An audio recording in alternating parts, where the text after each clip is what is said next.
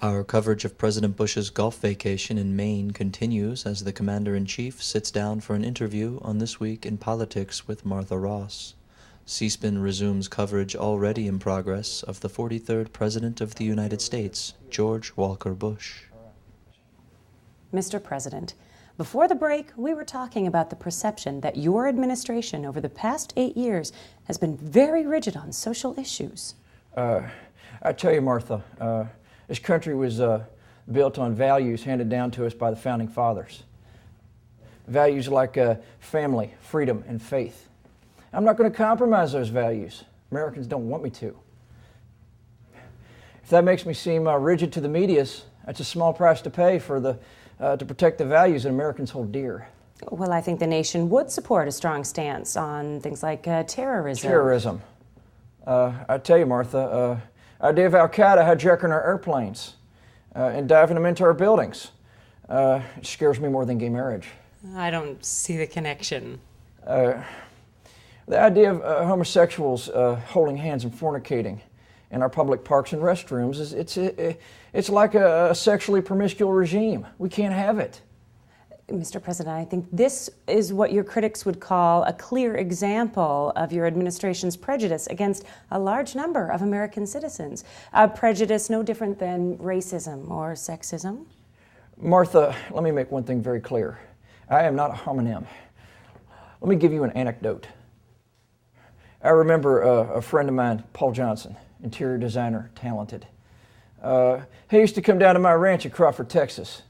And we used to get together and wrestle steer, challenge each other with Bible trivia. And boy, you can work up a sweat doing that. So Paul, he'd whip out some cool Texas whiskey, and I'd whip out some other stuff. And I tell you, this feeling would just take hold of us, and it would... I don't think I'm following you clearly here. Well, it's not that I don't like girls. I mean, I married one. It's just once. Mr. President, are you trying to tell me you had Look, I'm here, and I'm queer. Get down tonight. This interview is over. Over.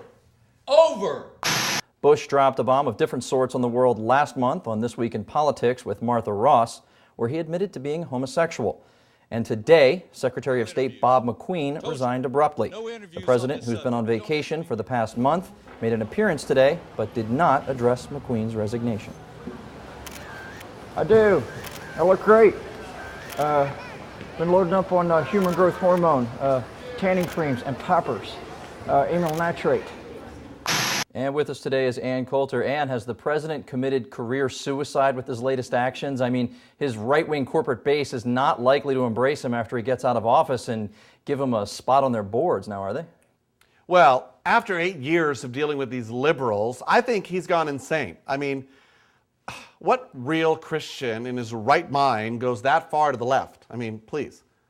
Well, you might have a point there, Ann. I mean, the president-elect hasn't said his name in weeks, nor has his failed opponent. It's as if both parties consider the president a political grenade. I think he's gone insane. On Tuesday, the president made an unscheduled stop in South Beach, Florida, where he made a surprise visit to a retail store.